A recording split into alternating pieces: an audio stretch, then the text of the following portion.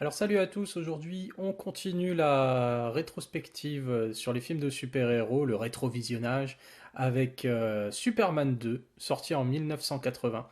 Alors Superman 2, pour ceux qui connaissent un peu l'histoire, c'est un peu compliqué. Superman 2 a en fait été tourné en partie en même temps que le premier.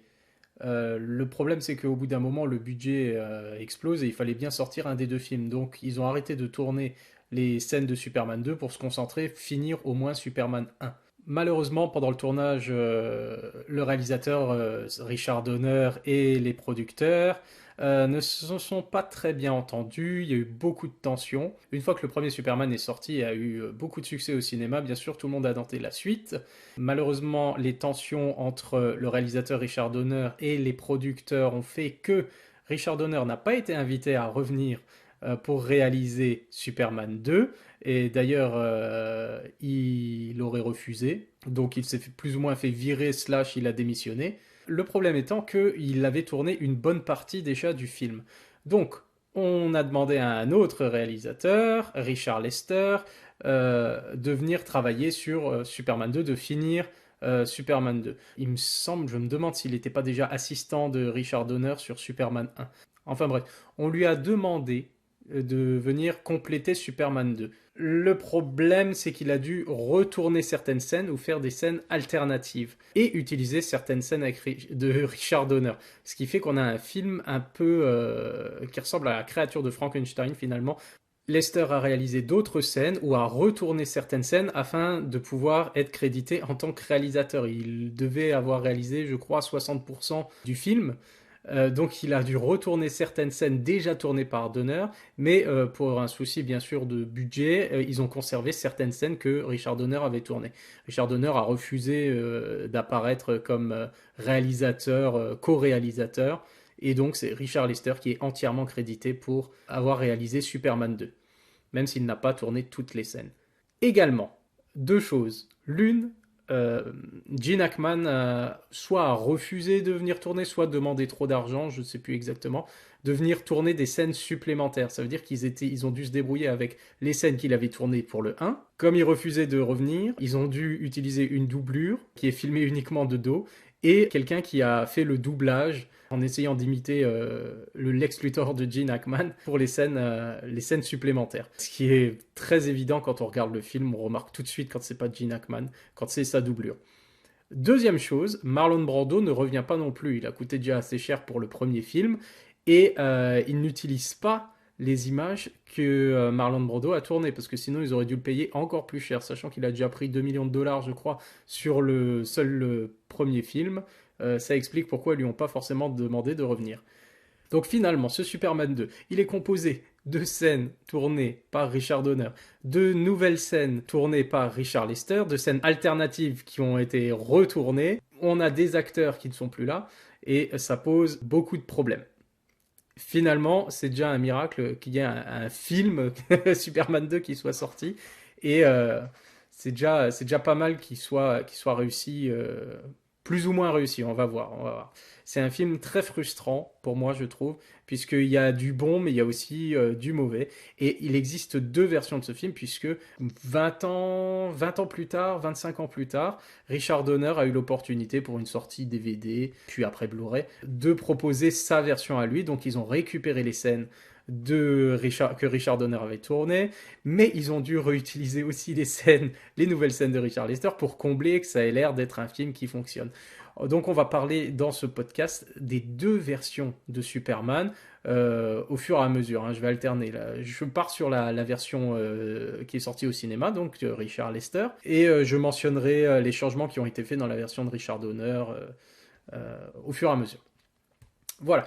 Donc, quand le film commence, déjà, il y a bien les 10 premières minutes, je vais dire 8 minutes, de rien, qui ne servent à rien finalement, puisque on nous propose un retour sur Krypton, donc on a un flashback, une rapide arrestation enfin c'est assez ridicule, on a l'arrestation de Zod, Ursa et Non dès le départ sur Krypton, puis leur procès. Et en fait, on revoit les images du procès qu'on a déjà vu dans Superman 1.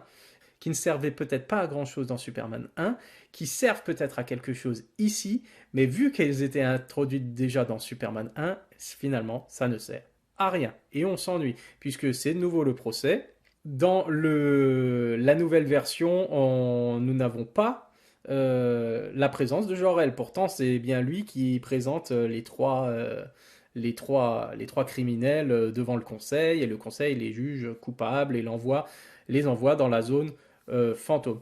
Donc, on voit encore une fois les criminels projetés donc, dans la zone fantôme et aller dans l'espace. Et après, bien sûr, on a le générique. Et le générique, c'est quoi? Ça correspond à un flashback de tout ce qui s'est passé dans le premier film. Sauf que, encore une fois, Marlon Brando n'est plus présent, alors que sa présence est quand même...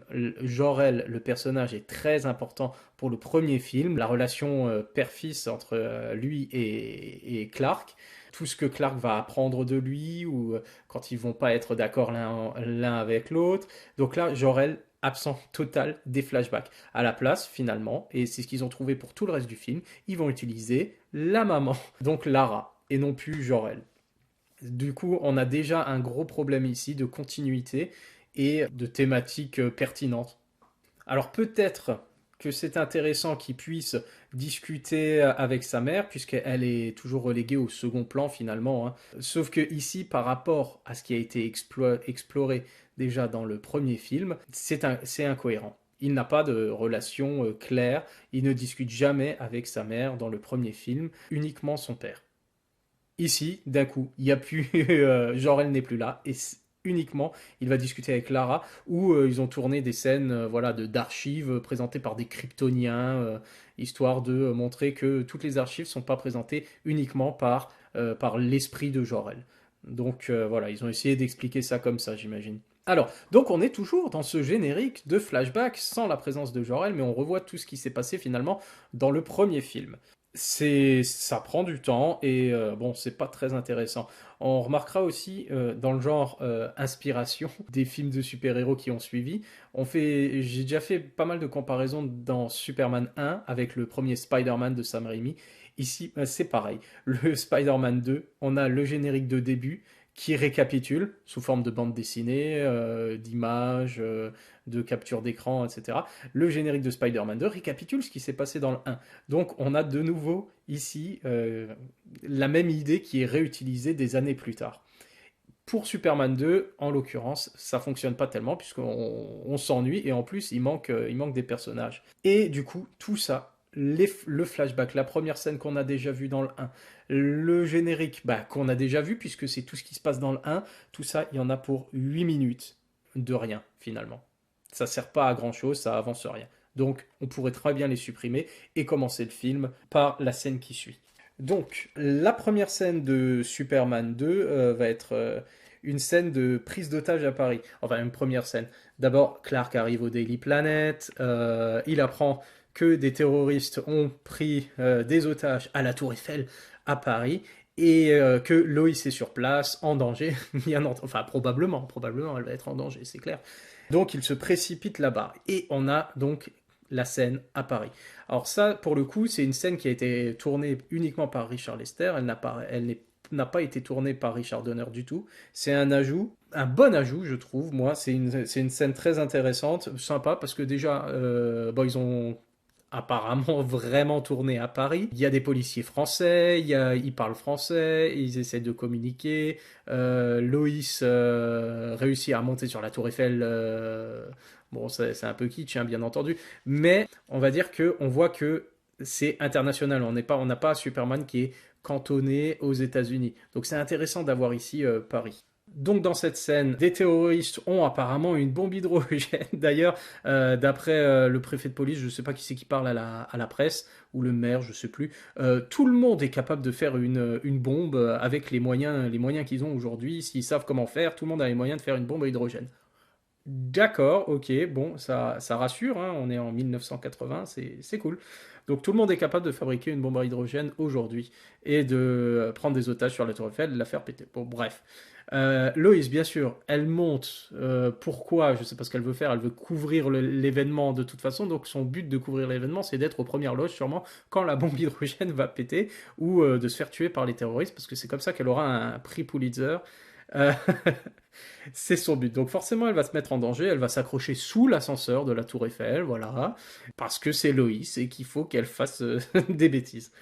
Ça reste quand même divertissant, cette scène est intéressante. Bien sûr, les terroristes ne veulent pas vraiment armer la bombe, mais elle est quand même armée par accident. Alors c'est intéressant parce que c'est intéressant parce que les policiers français dedans, alors soit CRS, soit je sais pas quoi, ou les gendarmes parlent français, mais aussi parlent anglais. C'est-à-dire ils vont dire une chose en français et après ils vont la répéter en anglais, histoire de pas mettre de sous-titres pour le public américain, bien sûr. Pour nous, ça fait un peu répétition du coup, puisqu'on entend une fois en anglais les choses, une fois en français. Alors ça, du coup, c'est une mission pas mal pour Superman, puisque comme je l'ai dit, ça le rend international. C'est pas juste l'Amérique, c'est enfin bon, c'est Loïs avant tout de toute façon, mais là il débarque en France, il sauve Loïs et bien sûr il se débarrasse de la bombe puisqu'il emmène l'ascenseur dans l'espace et il lance l'ascenseur dans l'espace qui explose. Et puis voilà, première mission accomplie. Et là, en explosant, on va dire la déflagration qui atteint le... Comment on va appeler ça? La déflagration qui atteint donc cette plaque de cristal, de verre, où sont prises, enfin la fenêtre vers la fenêtre vers la zone fantôme où sont prisonniers les trois kryptoniens va exploser sous l'effet de la déflagration et libérer ainsi les trois kryptoniens, Zod, Ursa et Non, qui vont se diriger en priorité vers la Lune. Ils voient la Lune, ils se dirigent vers la Lune. Au départ, dans le scénario, cette scène donc à Paris n'existait pas, et c'est pas en lançant la bombe qui était dans l'ascenseur de la Tour Eiffel que Superman libère malgré lui les trois Kryptoniens.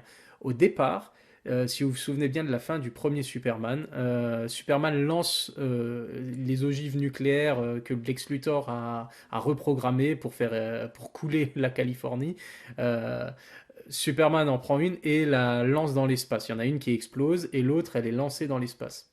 Et c'est cette ogive-là qui, quand elle explose, libère les trois Kryptoniens. Donc ça se passe instantanément en fait. La fin du 1 correspond vraiment au début du 2. D'ailleurs, dans la version de Richard Donner, quand on a ce flashback du coup de Superman des événements du 1, qui sont récapitulés au début, ça a plus de sens puisque quand le premier film se termine, le deuxième commence, donc on revoit les scènes, ces scènes-là. Plus dans la version de Richard Donner, Marlon Brando étant décédé, ils ont pu réutiliser les images sans avoir besoin de le payer. Donc ils ont pu réinclure Marlon Brando dans Superman 2 pour les scènes qui étaient prévues à l'origine. Et ça, c'est tout à fait... c'est beaucoup plus intéressant à ce niveau-là. Donc la version de Richard Donner est beaucoup plus cohérente. Mais moi j'aime bien la scène de la Tour Eiffel et c'est bien qu'elle soit incluse dedans. Du coup, malheureusement, elle n'est pas dans la version de Richard Donner, ce qui fait bon, bah, un point pour Lester pour la scène de la Tour Eiffel. Et par contre, un point pour Richard Donner pour plus de cohérence avec le premier film. C'est à ce moment-là pour moi que doit venir le générique. Le générique, il a déjà eu lieu en fait, et il était long, il a récapitulé tout ce qu'on y récapitulé, les images du 1, etc., etc. Pour moi, le film devrait commencer un peu comme un James Bond, hein, puisqu'on fait souvent des analogies. Je fais souvent des analogies entre Superman et James Bond, rien qu'au niveau des super vilains, hein, bien entendu.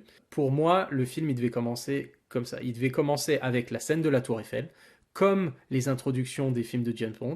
Et une fois que cette première scène, cette mission est terminée, et là, par exemple, on voit les Kryptoniens se diriger vers la Lune, hop, on enchaîne avec un générique.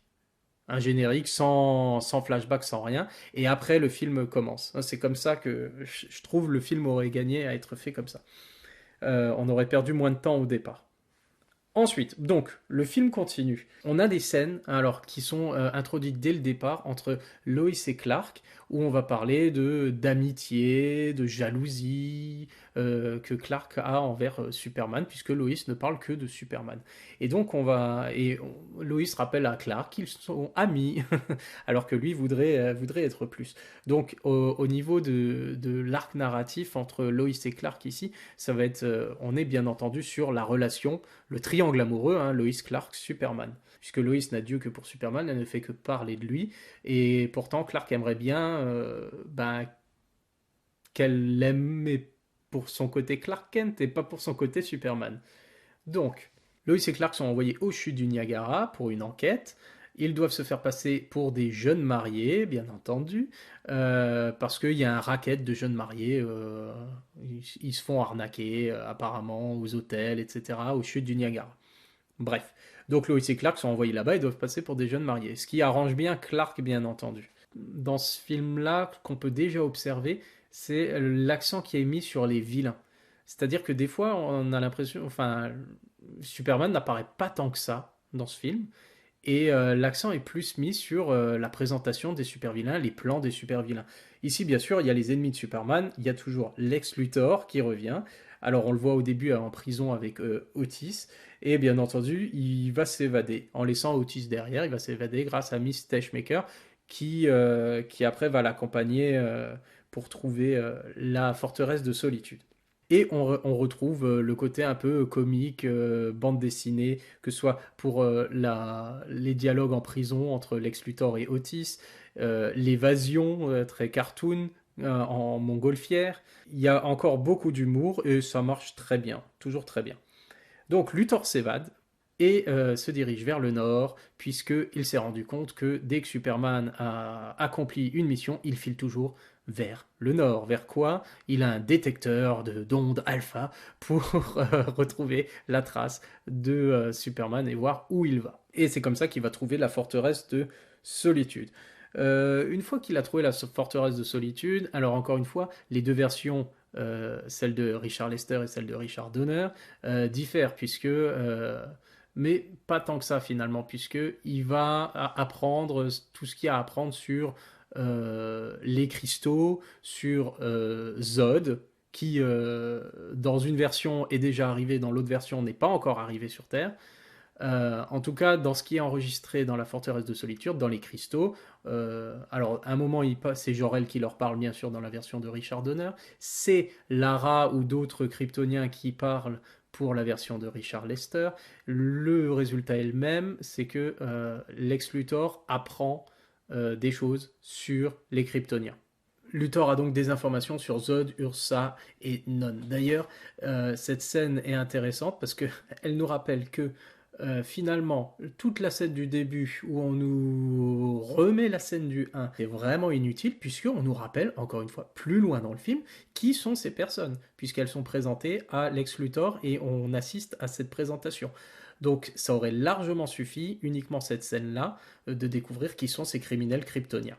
Alors, au niveau de Zod, Ursa et Non, ils débarquent sur la Lune et massacrent des astronautes. Alors, c'est une scène qui est plutôt bien faite d'ailleurs, puisqu'on a la simulation d'apesanteur un peu de la gravité sur la Lune, qui est plutôt bien faite. On nous montre à quel point les Kryptoniens n'ont aucune empathie et considèrent vraiment les hommes comme une sous-espèce. Et Zod se rend compte à ce moment-là qu'il pourra enfin diriger un monde, ce qui est apparemment, enfin, son trait de caractère basique, c'est ce qu'il cherche. Voilà, pas d'autre motivation derrière que celle de régner.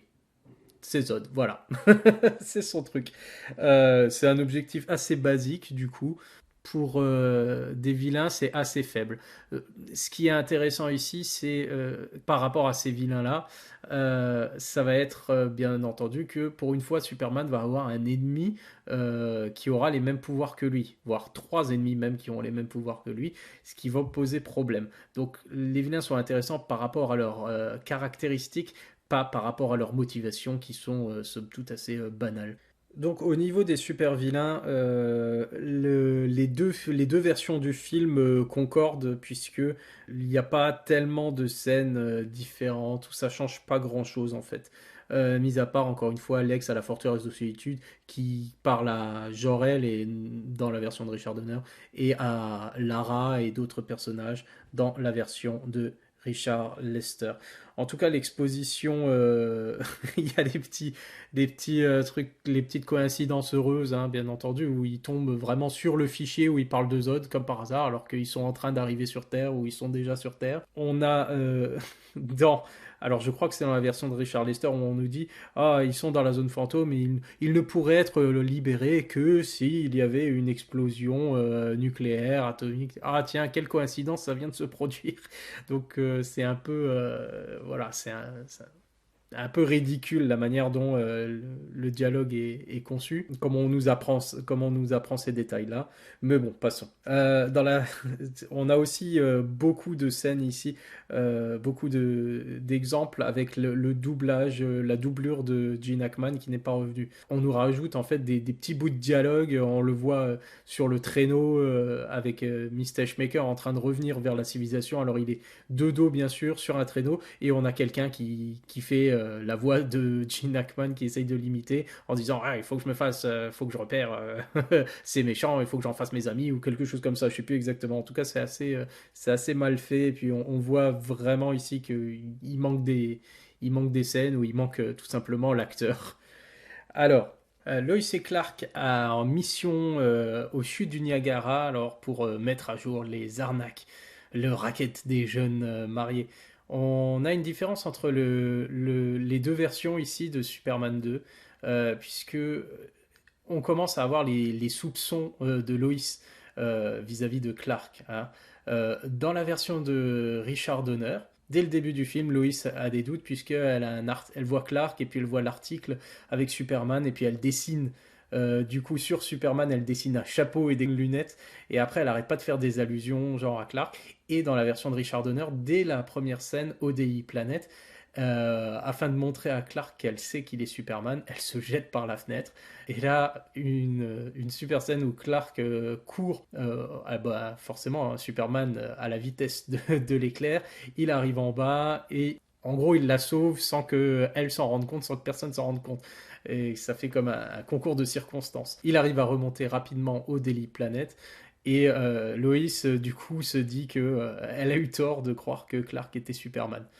Dans la version de Richard Lester, on a cette scène uniquement au chute du Niagara. Comme c'est bien connu, au chute du Niagara, on peut laisser des enfants sans surveillance en train de jouer sur le rebord. Bien entendu, un enfant va tomber. Heureusement, c'est le jour où Superman est dans le coin. Donc Clark va se changer en Superman, se précipiter, va se et Lois va se rendre compte encore une fois que quand Superman arrive, Clark n'est pas dans le coin. Et c'est là, dans la version cinéma, la version de Richard Lester, c'est là qu'elle va commencer à avoir des doutes sur Clark et se dire que c'est lui Superman. Et dans la version de Richard Lester, elle va essayer de le prouver comment, cette fois en se jetant elle-même dans l'eau des chutes aux chutes du Niagara. Elle va se jeter elle-même et en fait c'est exactement la même scène mais dans des circonstances différentes. Là elle se jette pas du haut de la fenêtre du Daily Planet, elle se jette dans l'eau. Clark va faire exactement la même chose, il va faire celui qui ignore tout et puis il va quand même la sauver en utilisant ses super pouvoirs mais sans que personne ne s'en rende compte et Lois encore une fois va être morte de honte euh, d'avoir risqué sa vie. Donc on a deux fois la même scène, dans des circonstances différentes, à des moments différents du film, dans les deux versions, mais les deux fonctionnent avec beaucoup d'humour et montrent enfin, la détermination de Loïs. Quand elle est sûre de quelque chose, elle est sûre de quelque chose. Voilà. Donc ça c'est les scènes pas mal. Maintenant, là où va y avoir des différences, c'est que on retrouve donc nos deux personnages dans leur chambre nuptiale. Et là, on a la scène que j'apprécie moyennement chez Richard Lester, hein. La scène donc qui a été tournée, la seule qui a été tournée. On a Lois et Clark dans leur chambre nuptiale et Clark frustré, alors on sait pas trop comment, il fait les 100 pas, et puis il va trébucher dans le tapis, et tomber dans le feu, le feu de cheminée qu'il y a au milieu de la chambre. Et Loïs va se rendre compte qu'en fait il est pas brûlé, et puis c'est genre ah ça y est, c'est toi Superman en fait, voilà.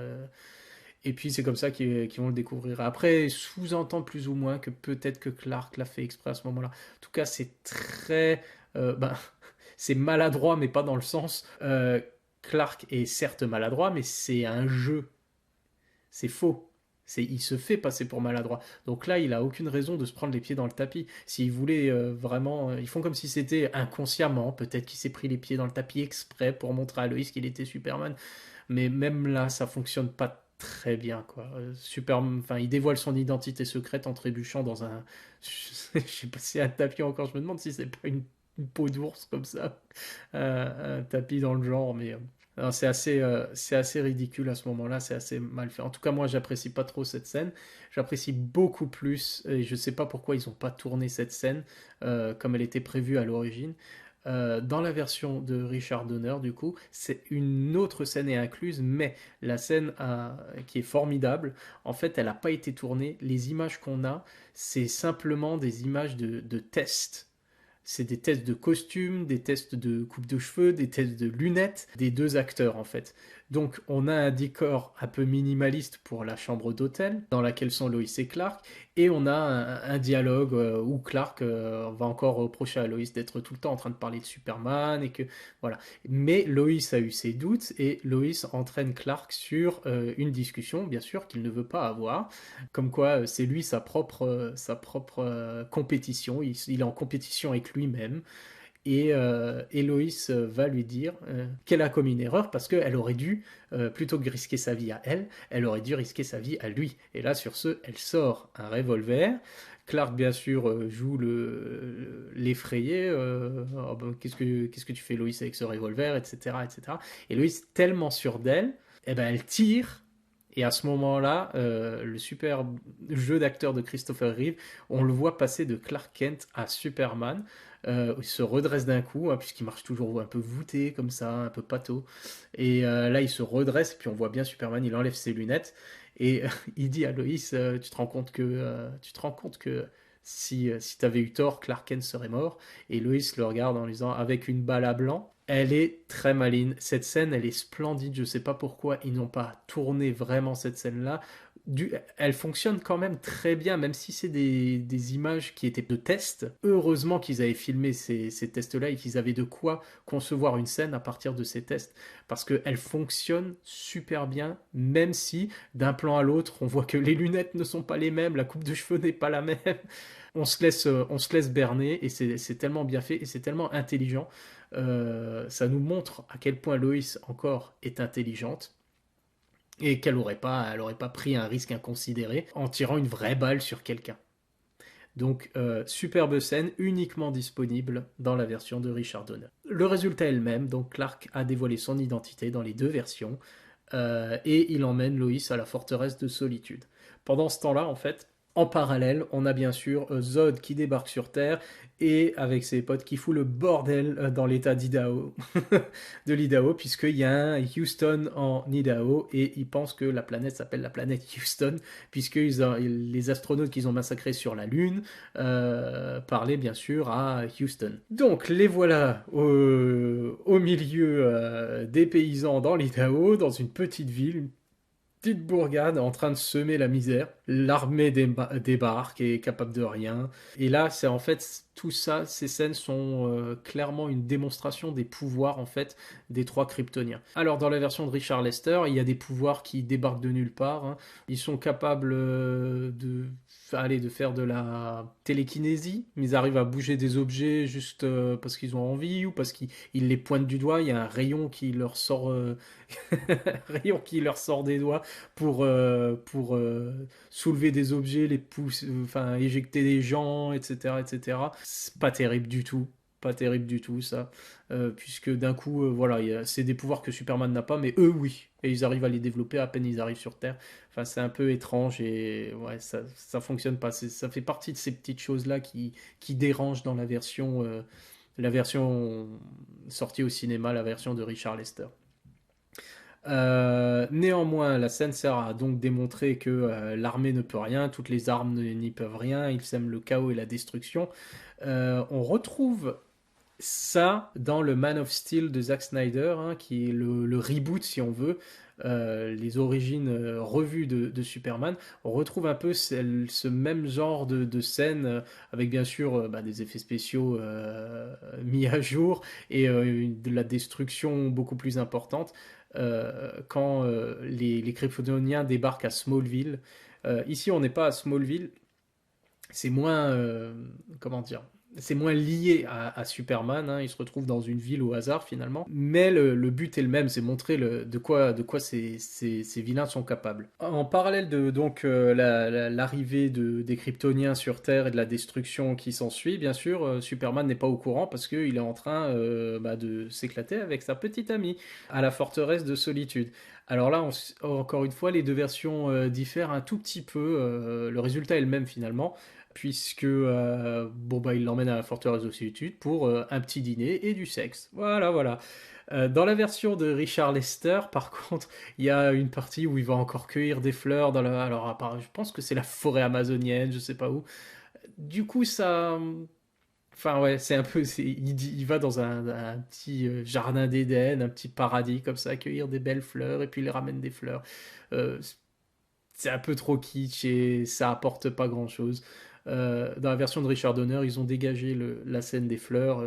Ils sont passés directement, tout simplement, au dîner où bah, il y a le dialogue intéressant où Loïs lui demande si c'est pas trop difficile d'être Clark et que Superman lui dit bah non, bah, j'aime bien. Même si je me ridiculise, j'aime beaucoup. Et puis sans lui, je t'aurais jamais rencontré et tout ça. Donc ça, c'est très intéressant. Et après, bon bah, ils couchent ensemble. Et c'est après ça que ça devient un peu, comment dire. Alors non, ça dépend des versions. Dans la version de Richard Donner, ils couchent ensemble, puis il va aller discuter avec Jor-El. Dans la version cinéma de Richard Lester, avant de coucher ensemble, Superman doit apparemment devenir mortel. Alors, il est enfin lui-même, il partage vraiment quelque chose avec Loïs. Donc il est heureux, il a tout ce qu'il veut en fait. Et le problème de Superman 2 en général, hein, peu importe la version, c'est que pour être avec Lois, Clark décide qu'il préfère abandonner ses pouvoirs. En fait, le but de tout ça, bien entendu, c'est que comme on a trois Kryptoniens qui ont débarqué, le but c'était que Clark n'ait plus de pouvoir, qu'il abandonne ses pouvoirs et qu'il ait plus de pouvoir. Et du coup, qu'il soit impuissant face aux Kryptoniens. Ça, c'est une chose. Maintenant, comment ils ont développé ça? Ils ont développé ça autour de son amour pour Lois.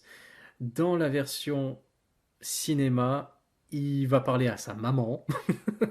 C'est un peu chelou, il va parler à sa maman avant de coucher avec sa copine. Et il doit du coup devenir mortel pour pouvoir être avec Loïs. Et ce qui est intéressant dans les deux versions, c'est qu'il n'en parle pas à Loïs du tout. Et c'est un peu étrange, puisque Loïs l'aime avant tout parce qu'il est Superman. Elle aime pas vraiment Clark. Elle l'aime là parce qu'elle sait que maintenant c'est la même personne, mais elle était tombée amoureuse de Superman. Donc c'est là qu'il y a pas trop de logique. Parce que sans lui en parler, c'est genre, oh bah, maintenant que tu m'aimes, que tu sais qui je suis, ah bah tiens, j'ai plus de super pouvoir, maintenant je vais être un homme ordinaire. Euh, c'est pas très logique et c'est très. Alors déjà, c'est très naïf de sa part. Et voilà. Dans la version de Richard Donner, c'est une fois qu'il a couché avec Loïs qu'il va parler avec Jor-El et lui dire que voilà, il a plus vraiment envie de servir le monde parce que il veut être avec Loïs. Il a enfin trouvé il a un attachement. Voilà, il a enfin trouvé quelqu'un avec qui il voulait vivre sa vie, et être heureux et du coup qui renonce plus ou moins à sa mission. Alors ça, c'est beaucoup, le côté là est plus intéressant puisque après Jor-El lui dit si tu veux vivre comme eux, tu dois devenir comme eux et du coup voilà, abandonner tes pouvoirs. Le côté là est intéressant. Le côté là est intéressant, pourquoi? Parce qu'il va rejeter son héritage kryptonien, il va rejeter finalement son père, ce que lui dit son père, l'enseignement de son père. On se souvient que dans Superman 1, il a passé genre 12 ans dans la forteresse de solitude à étudier, à être éduqué selon sur la culture kryptonienne, etc. Et là, il va rejeter ça. Il va rejeter sa mission, entre guillemets, d'être sur Terre pour montrer la voie, pour aider les hommes, etc., pour le bien commun, tout ça pour être avec sa petite amie. Thématiquement, c'est intéressant, puisque ici, on a clairement ce qu'on avait déjà dans Superman 1 et ce que je reprochais au film, c'est le côté égoïste, finalement. Ce que je reprochais déjà à Superman 1, à la fin, c'est le voyage dans le temps. C'est-à-dire qu'il y a plein de gens qui meurent, mais Lois elle meurt, alors là on va remonter le temps, et juste pour sauver Lois finalement, et rejeter tout l'enseignement de son père. Et là on va encore plus loin parce qu'il rejette carrément sa nature kryptonienne pour pouvoir être un homme. Donc juste parce qu'il est amoureux, parce qu'il veut être avec Lois. Donc c'est exactement ce que dit Jor-El, c'est égoïste de sa part. Mais d'un autre côté, Clark dit il en a bien assez fait, il a assez donné, etc. Et qu'il a aussi le droit d'être heureux, lui, et d'avoir ce qu'il veut, quoi. Au-delà de la satisfaction de sauver des gens, d'être un guide, etc. Donc, quelque part, c'est bien thématiquement, mais dans l'exécution, c'est pas terrible. Dans le fond, on voit ce qu'ils veulent dire. Dans la forme, c'est pas terrible, puisque entre Lois et Clark, je veux dire, Lois est amoureuse de Superman, pas de Clark Kent. Et le fait que sans lui en parler, et il rentre donc dans cette machine qui lui fait perdre ses pouvoirs et devenir un homme, sans lui donner sans lui demander son avis ou quoi que ce soit, et c'est genre, ah ben voilà, maintenant t'es tombée amoureuse de Superman, en fait c'était Clark Kent, et maintenant t'as que Clark Kent. Voilà, j'ai plus de pouvoir et c'est cool. Et le fait que Lois elle soit là, genre, ouais, ok, bon, c'est un peu étrange, et voilà. On retrouve cette histoire, j'en profite pour faire un lien avec encore une fois, Spider-Man 2, 20 ans plus tard, euh, sur le deuxième film, avec la perte de pouvoir du héros. On se souvient dans Spider-Man 2, il perd ses pouvoirs parce il est déprimé, parce qu'il peut pas avoir la fille qu'il aime. Donc on rejoint thématiquement, encore une fois, c'est je suis le super-héros, j'ai une certaine satisfaction à sauver les gens, mais ce que je veux le plus, ça m'est interdit. On a ça avec Clark, il peut pas avoir Lois, parce qu'il peut pas se contenter d'être focalisé sur une seule personne, alors qu'il a tout un monde à sauver. Et on retrouve ça dans Spider-Man 2, avec Peter qui doit toujours courir à droite à gauche, qui peut jamais respecter ses engagements. Pourquoi? Parce qu'il a une ville à sauver, et la seule chose qu'il veut, c'est Mary Jane, mais il peut pas l'avoir à cause de sa mission. Donc on a les thématiques là qui se rejoignent. Et à un moment, pareil, dans Spider-Man 2, il va accepter cette condition de ne plus être Spider-Man. Et c'est là que ce côté un peu égoïste va revenir finalement le hanter, puisque un nouvel adversaire va débarquer bien trop fort et qu'il a besoin de récupérer ses pouvoirs. On revient donc à Superman 2, hein, on voit que les intrigues, elles concordent à ce niveau-là, et on revient sur Superman 2 avec bien sûr Zod. Donc Clark est content, il n'a plus de pouvoir, mais il a couché avec Lois. Il est tout content, il se doute pas que Zod est en train d'attaquer la Maison Blanche. Là, pour le coup, on fait un parallèle avec X-Men 2, avec l'attaque de la Maison Blanche. C'est fort de sens, puisque voilà, c'est le lieu de pouvoir, bien entendu, par excellence.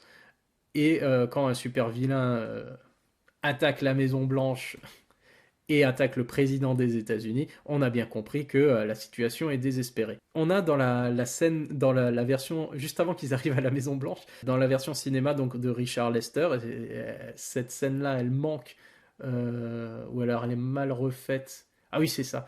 C'est sur le chemin de la Maison Blanche, dans la version cinéma. Ils passent par le mont Rushmore. Les Kryptoniens volent au-dessus du mont Rushmore. Et avec les lasers qui leur sortent des yeux, ils redessinent le mont Rushmore avec leur portrait à eux. Dans la version de Richard Donner, ils détruisent l'obélisque Washington Monument à Washington. Deux visions différentes. Le côté du mont Rushmore, je trouve ça passe mieux. c'est plus intéressant et c'est mieux fait surtout que l'obélisque là qui est découpé et qui tombe. Ça ressemble pas à grand chose, ça ressemble à rien. Au moins il y a un petit côté humoristique avec le Mont Rushmore qui est mieux géré, je trouve. Voilà, le président des États-Unis doit s'agenouiller, bien entendu, devant Zod, qui prend le pouvoir. Retour à Lois et Clark, qui reviennent alors du pôle Nord avec une voiture, on ne sait pas d'où ça vient, mais ils débarquent en voiture dans un diner, dans la première ville qu'ils trouvent. Alors on ne sait pas, effectivement, sans les pouvoirs de Clark, comment ils ont fait pour revenir de la forteresse de solitude, mais bon, peu importe, hein, une petite roue dans l'intrigue, c'est pas grave. Et pour se restaurer, bien entendu, hein, après tout le chemin qu'ils ont fait depuis le pôle Nord, euh, pour manger un bon hot dog, des burgers, des frites. Et là, déjà, les ennuis commencent, puisque l'ennemi juré de Superman débarque dans le diner, j'ai nommé le chauffeur de poids lourd. Alors, le chauffeur de poids lourd, je vais en parler dans 2 secondes. Euh, Tout d'abord, la scène, en fait, elle sert à quoi? Bah, à montrer que Clark, sans les pouvoirs de Superman, eh ben, c'est une quiche. Il est nul à chier, il est même pas capable de se défendre, de se battre, mais un minimum, quoi. Même un minimum, il est pas capable de faire. Il sait pas donner un coup de poing. Voilà, donc il a aucune base. En gros, on comprend que il est fort uniquement grâce à ses super pouvoirs. Il a même pas appris, je veux dire, des petits rudiments de comment donner un coup de poing. Voilà. En gros, c'est un combattant de merde, Superman. Et il devrait s'entraîner, voilà. Il s'est trop reposé sur ses pouvoirs. Et là, on le voit bien, puisqu'il a aucune base de self-défense. Voilà. Il se fait botter le cul par le chauffeur poids lourd qui l'embête et voulait draguer Loïs. Et voilà. Petite réplique intéressante par contre, où Clark découvre son sang, c'est la première fois qu'il saigne, donc c'est super intéressant. Et Lois lui dit moi je veux juste l'homme que j'aime, et Clark va lui rétorquer j'aimerais qu'il soit là en ce moment. Donc Clark comprend à ce moment-là qu'en fait, voilà, c'est pas Clark Kent, ce n'est pas l'homme de la vie de Lois, et c'est pas lui qui réussira à régler des problèmes ou à la protéger. Donc, quelque part, il comprend qu'il a commis une grave erreur parce qu'il s'est fait botter le cul par un chauffeur poids lourd, tout simplement.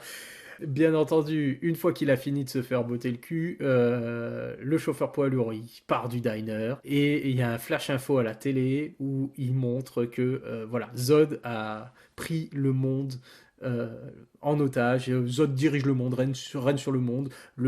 Tous les présidents, les chefs d'État ont capitulé à l'image du président américain. Et voilà. Et Clark se rend compte, alors qu'il est en train de pisser le sang, euh, que en plus de ça, il a livré le monde à 3 Kryptoniens. Voilà. Il a abandonné le monde. Donc, epic fail, hein, comme on dit. Et il décide donc de retourner à la forteresse de solitude. Bah, il y va tout seul, il va pas Loïs. Alors on sait pas pourquoi, mais Loïs, pouf, d'un coup, voilà, elle retourne au Daily Planet, pendant que Clark, lui, va à la forteresse de solitude. Je sais pas pourquoi elle l'a pas accompagné là-bas, mais enfin bref. Dans la mythologie de Superman, du coup, je suis en train de me demander justement si le chauffeur poids lourd n'est pas l'ennemi juré de Superman, puisque dès Superman 2, on a déjà ce problème-là. Ensuite, pendant qu'il est en train d'essayer de retourner à la forteresse de solitude, il fait du stop dans la neige et un camion arrive et vous croyez que le chauffeur poids lourd va s'arrêter. Non, il fait du stop et le chauffeur poids lourd, il lui passe devant. C'est la deuxième fois en 10 minutes que Superman se fait battre par un chauffeur poids lourd. Et après, quand on repense à ça, je me dis, est-ce que finalement, ils ont encore été inspirés par ça? Pour Man of Steel, le reboot de Zack Snyder en 2013, ils se sont dit, qu'est-ce qu'on pourrait donner comme ennemi à Clark Kent? Je sais, un chauffeur poids lourd, puisque c'est à cause d'un chauffeur poids lourd qui l'embête dans le bar où il travaille que Clark décide de partir, puisqu'il refuse de se battre contre lui pour cacher ses pouvoirs.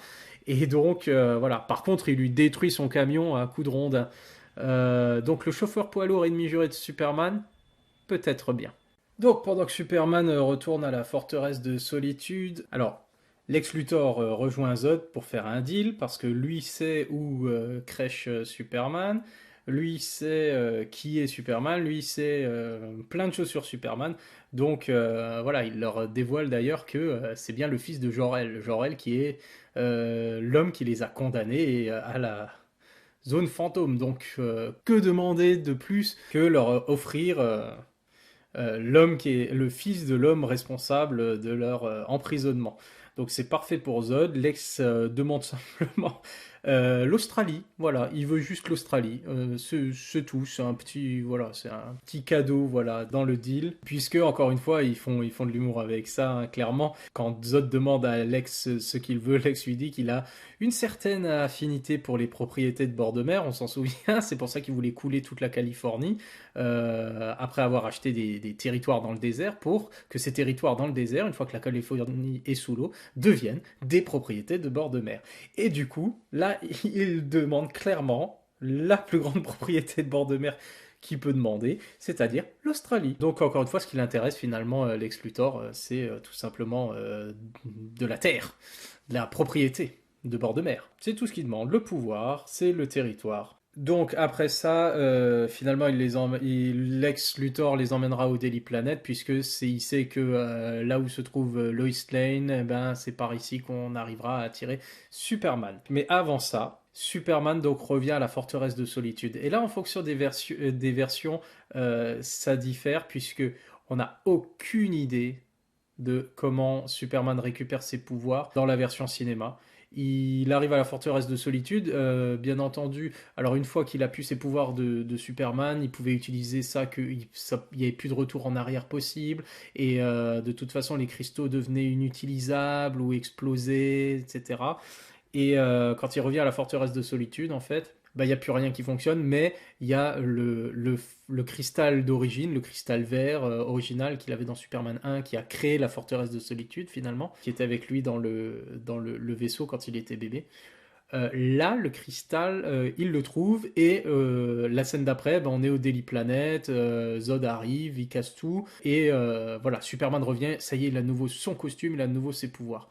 On ne sait pas d'où ça vient, on ne sait pas comment ni pourquoi, tout simplement. Il a utilisé le cristal et il a de nouveau ses pouvoirs, donc aucune explication.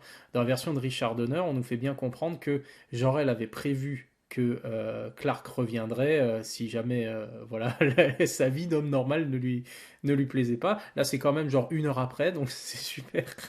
Il a eu, on peut pas dire qu'il connaissait pas son fils hein, finalement.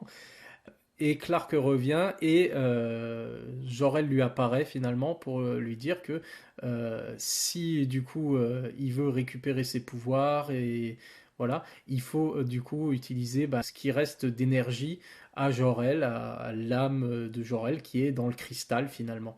Et donc il pourra plus jamais lui parler. Voilà, donc là c'est beaucoup plus intéressant dans cette version-là puisque finalement l'erreur de Clark, l'égoïsme dont il a fait preuve, eh ben, ça va lui coûter finalement la dernière étincelle d'énergie de son père, qui va encore une fois se sacrifier pour son fils.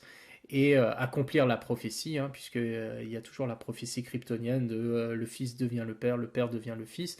Et là, ils l'accomplissent complètement, puisque la dernière étincelle d'énergie de Jor-El contenue dans le cristal rend à Clark ses pouvoirs. Donc c'est plus intéressant dans la version de Richard Donner, hein, la version qui était pensée à l'origine, que dans la version cinéma de Richard Lester, où il récupère ses pouvoirs, mais on ne sait pas trop comment, et il n'y a aucun impact pour Clark par rapport à son erreur. Aucun impact. Alors que dans l'autre version, c'est voilà, tu viens de tuer finalement ton père. Encore une fois, parce que tu as été égoïste, parce que tu as commis une erreur. Donc c'est beaucoup plus intéressant dans la version de Richard Donner. Donc Superman, ayant récupéré ses pouvoirs, débarque au Daily Planet pour sauver tout le monde. Et enfin, on arrive à la bataille entre Kryptoniens, où des effets spéciaux pour l'époque formidables sont déployés, impressionnants. Plein de destruction, hein, autant que le budget et les effets spéciaux de l'époque pouvaient le permettre. Donc très intéressant, la bataille. Bon, pas grand chose à dire dessus, hein, si ce n'est que voilà, il y a déjà des plans très intéressants où on voit Superman à un moment donner un coup de poing à Non qui traverse un bâtiment, mais qui part en rentrant par une fenêtre et transpercer un plafond et ainsi de suite jusqu'à sortir du bâtiment de l'autre côté. C'est pas mal fait, c'est pour l'époque déjà. Enfin, c'est des images de BD vraiment qui prennent vie Et donc ça, c'est déjà très bien pour l'époque. Et puis on remarque que voilà, la plus grande faiblesse de Superman, encore une fois, ce sont les êtres humains, bien sûr. Zod se met à attaquer les humains gratuitement, à faire exploser des voitures, et du coup, forcément, bah, Superman, il peut plus se battre contre eux, parce qu'il est obligé d'aller sauver les humains. Voilà, ce qui leur permet d'avoir l'avantage sur lui, puisque eux en ont rien à faire. Et à un moment, ils pensent, alors tout le monde pense que Superman est mort, et alors là, les habitants de Métropolis commencent à vouloir se battre contre Zod, Ursa et Non. Genre, tu t'en prends à l'un d'entre nous, tu t'en prends à l'un d'entre nous, on est tous contre toi, moi je fais du judo, je vais te battre, etc., etc. On retrouve ce genre de scène de soutien aux héros, bien sûr, encore une fois, dans le Spider-Man de Sam Raimi, où les habitants de New York, souvent, une fois quand Spider-Man est à terre ou en difficulté, les habitants de New York prennent le relais et essaient de se battre avec leurs moyens contre les super vilains.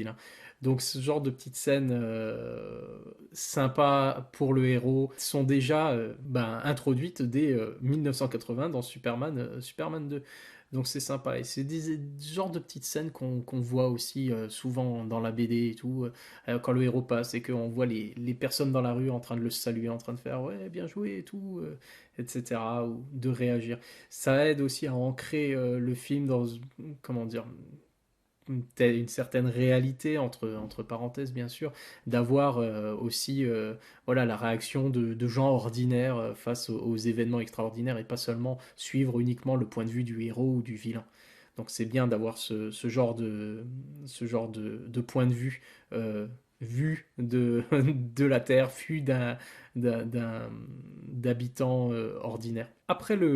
Leur combat, Superman se rend compte que en restant là, en continuant le combat ici, il met en danger la population et puis il n'arrivera pas à les battre. Alors, il fait comme s'il s'enfuyait. Bon, il s'enfuit vraiment. Et du coup, bon, les gens sont un peu sont déçus, le critiquent. Ils sont contre lui, etc. En fait, Superman file à la forteresse de solitude. Bien sûr, Lex Luthor sait où ça se trouve, donc il mène Zod à la forteresse de solitude. Ils en profitent pour prendre Lois avec eux, parce qu'une otage, c'est toujours bien vu. Surtout si c'est la personne préférée, la personne que Superman préfère. Donc c'est parti, le final à la forteresse de solitude.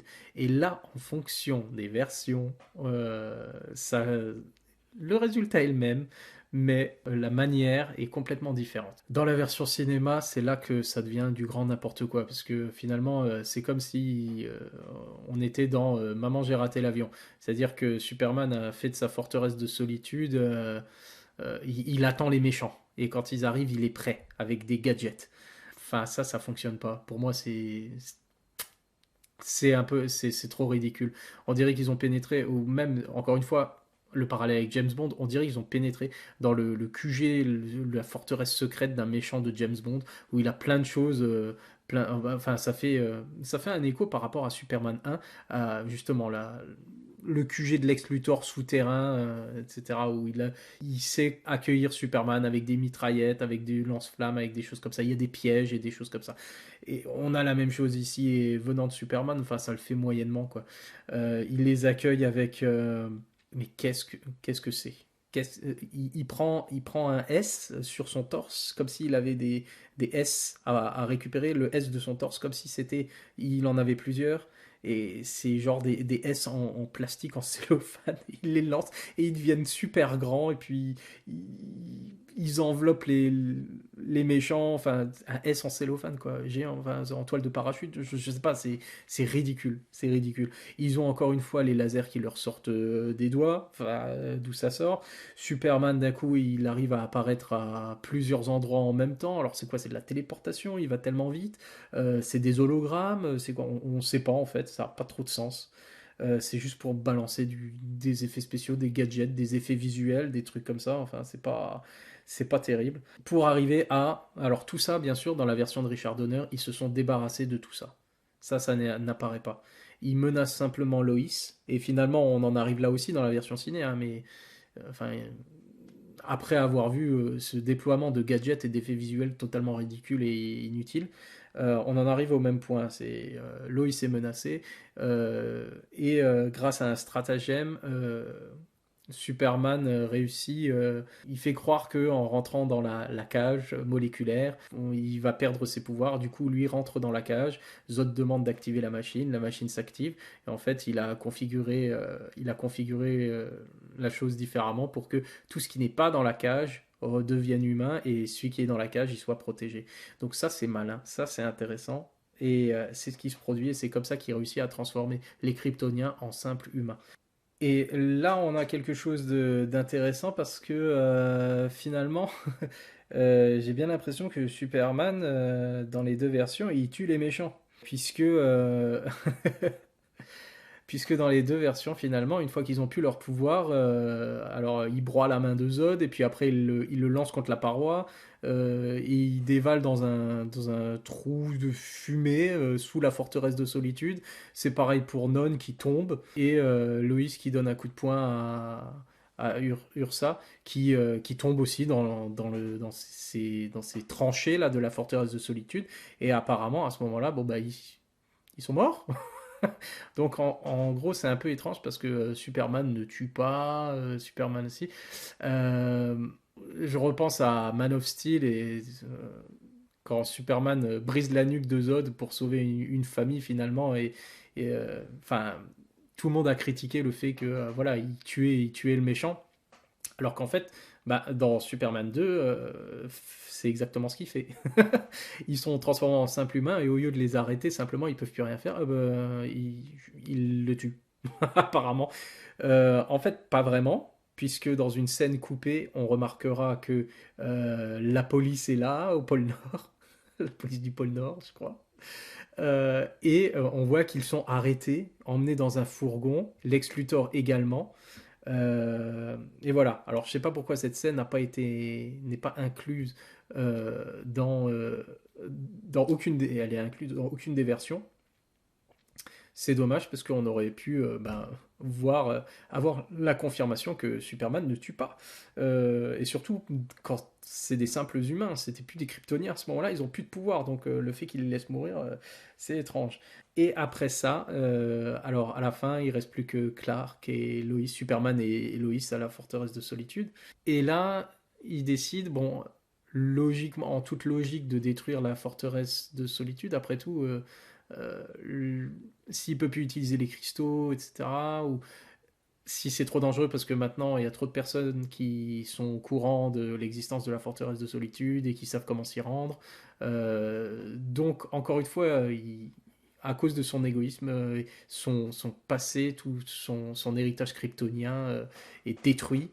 Ça c'est dans la version cinéma. Voilà, il fait ça.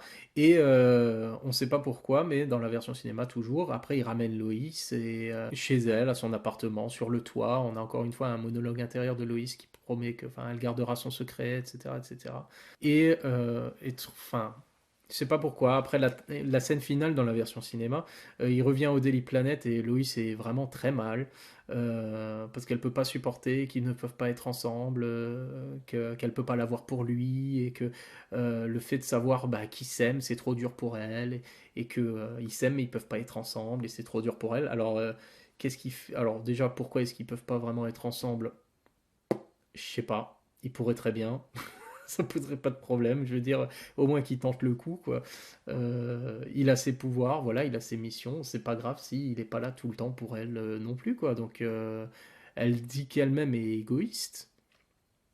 Elle le veut que pour elle. Enfin, elle supporte pas de le partager avec les gens. Enfin, voilà. C'est dommage d'avoir écrit ça comme ça parce que bon, elle aurait très bien pu connaître son identité. Ils auraient très bien pu être ensemble. Voilà. Quoi qu'il arrive, c'est rien comparé à ce qui se passe juste après, puisque pour éviter que Loïs soit trop triste, qu'est-ce qu'il fait Clark? Il se dit, oh bah c'est mieux si elle oublie tout. Et comment on peut faire pour que Loïs oublie tout? Ah bah, je vais lui faire le super bisou kryptonien qui rend amnésique. Et je déconne pas, c'est ce qui se passe, quoi. Si vous avez vu le film, vous le savez très bien. C'est... What? On sait pas trop enfin, qui a eu cette idée et pourquoi. Euh, C'est assez ridicule. Donc il l'embrasse et d'un coup, Lois, elle a tout oublié. Elle sait plus qui. Elle sait plus voilà ce qui s'est passé là avec. Elle connaît plus son identité secrète. Et la vie continue. Lois et Clark, toujours pareil. Lois ne parle que de Superman et Clark fait le maladroit, etc., etc. Bon.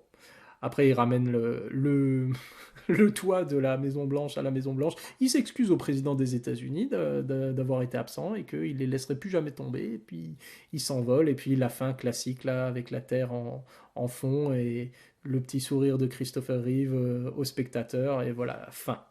Ah non, juste avant ça, j'ai oublié. Bien entendu. Euh, Superman a un ennemi qu'il faut encore battre. Tout n'est pas terminé. Et vous savez de qui je parle, son ennemi juré, le chauffeur poids lourd. Le chauffeur poids lourd qui lui a botté le cul alors que Clark n'avait plus de pouvoir mais pensait qu'il pouvait quand même euh, faire le malin. Alors pour finir le film tranquillement, juste avant son petit passage héroïque à la Maison Blanche. Il débarque donc de nouveau dans ce diner. Il repère le. Bon, c'est quand même un connard, hein, ce chauffeur poids lourd. Hein. Il insulte les gens du diner. Ils se connaissent bien, c'est un régulier. Et puis personne l'aime. Donc voilà, on nous montre bien que personne ne l'aime, c'est un salopard, etc. N'empêche que bon, Clark fait quand même toute la route pour retourner là et pour démarrer volontairement une bagarre et montrer au mec que voilà, il a calmé le gars. Donc on peut dire que quelque part, bon, il lui botte le cul, l'envoie valser sur une machine de flipper et il paye pour les dégâts. Donc voilà, classe, Superman. On peut se dire qu'il a rendu service à beaucoup de gens parce que peut-être que ce gars-là maintenant il va se calmer un peu, il a été ridiculisé, il arrêtera d'être mauvais avec les gens. Mais on peut aussi se dire que est-ce que c'est vraiment ce que Superman ferait? Est-ce que ça paraît humble et d'aller botter le cul d'une brute devant tout le monde parce que peut-être.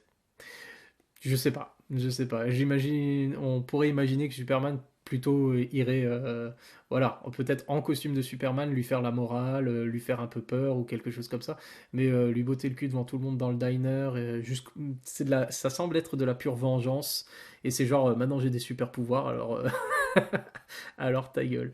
Euh, ok, peut-être. Après tout, ce chauffeur poids lourd est son ennemi juré, alors voilà, pourquoi il se retiendrait? Voilà. Alors moi, finalement, je suis pour. Finalement, je suis pour. Voilà. Et donc après, bon bah, il va chez le président des États-Unis, il ramène le drapeau hein, de la Maison Blanche et voilà, bye bye. Ça, c'est la version classique, la version cinéma. Donc avec le bisou kryptonien, le super bisou qui fait tout oublier à Loïs. Euh, donc, n'apprécie pas. Trop de bêtises dans la version de Richard Lester. Par contre, on prend la version de Richard Donner. Encore une fois, le final à la forteresse de solitude se passe de la même manière sans tous les gadgets et les super pouvoirs inventés qui viennent de nulle part. Superman tue, puisque en l'absence de cette scène supprimée qui ne fait pas partie du film, de toute évidence, Superman tue les Kryptoniens qui n'ont plus de pouvoir, et donc repart avec Loïs. Alors, et Luthor, on ne sait pas exactement ce qu'il advient de lui. Il le laisse à la forteresse de solitude, je ne sais pas. En tout cas, il s'en fout. Et pourquoi il s'en fout? Eh ben, c'est facile.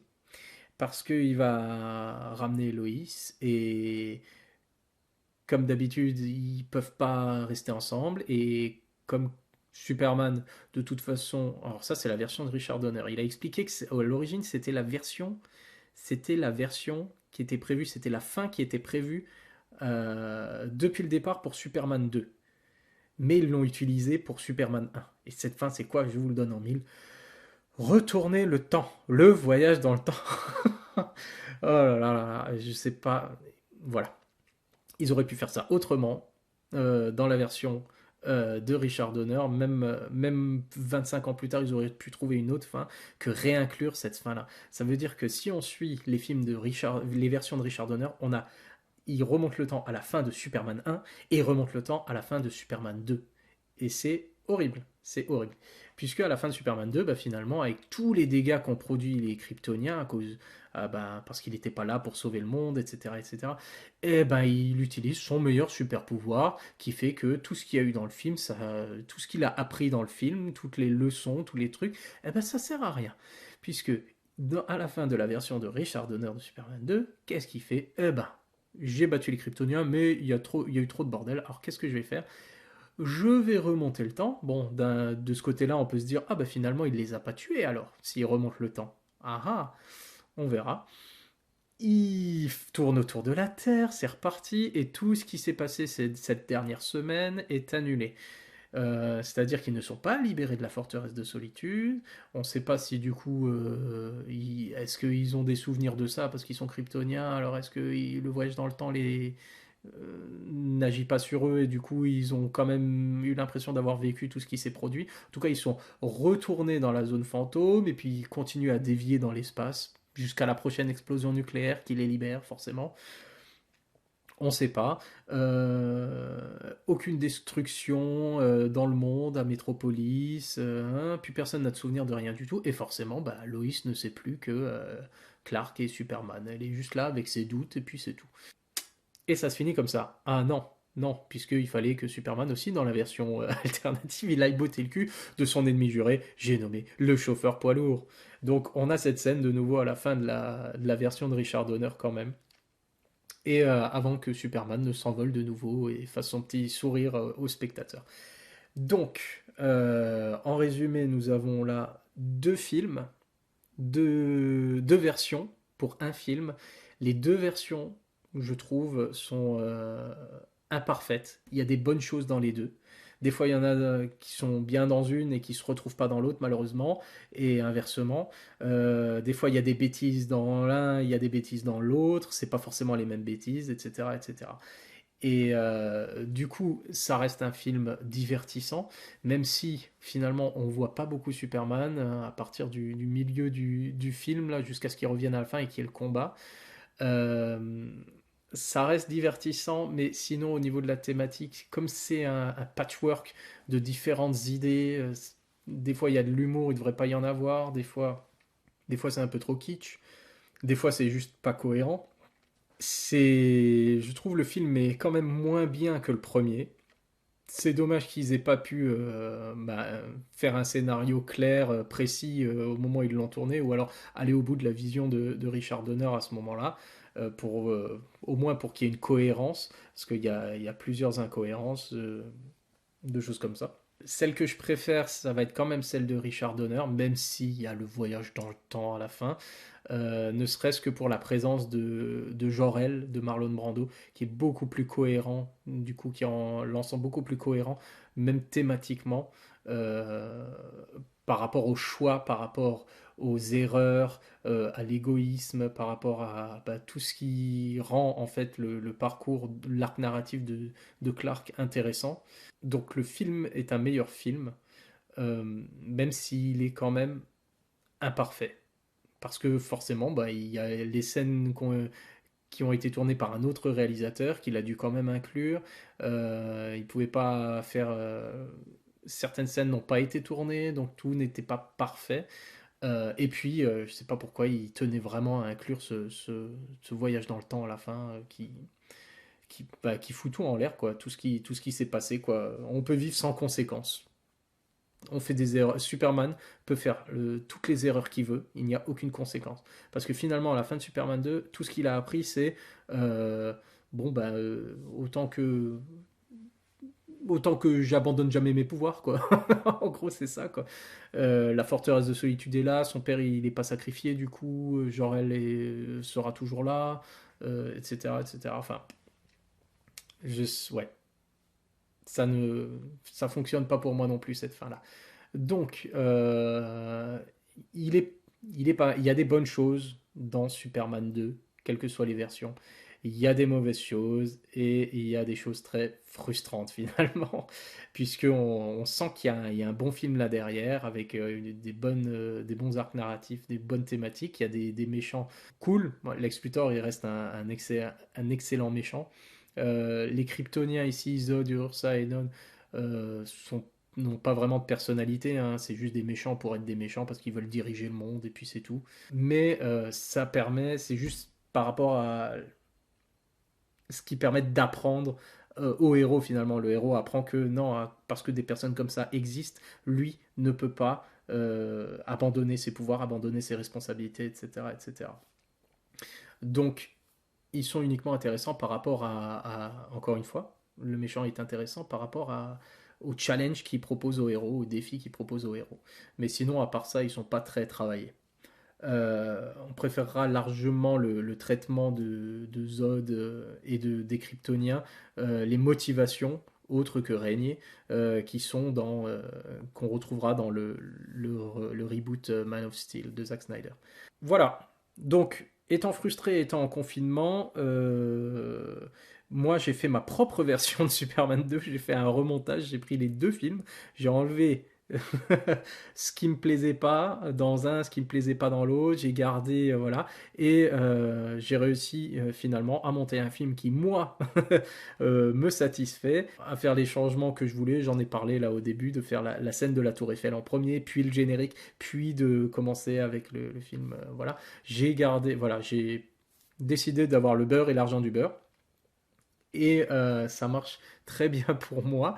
Comme ça, j'ai plus les gadgets de Richard Lester, le côté kitsch. J'ai Jor-El, Marlon Brando dans le film.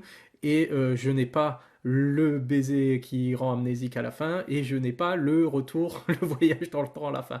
Donc je me suis fait plaisir. J'ai remonté le film. C'est ma version de Superman 2. Et j'en suis très satisfait. Voilà, et je vous encourage à faire de même si vous avez aussi du temps libre et beaucoup de passion pour ce genre de choses. Le prochain film, en toute logique, on est en 1980-81 pour Superman 2. Je crois qu'on va enchaîner avec Superman 3, 1983. Je ne sais pas si ça va durer aussi longtemps, il n'y aura pas grand-chose à dire sur ce film. Mais bon, on verra bien. À la prochaine.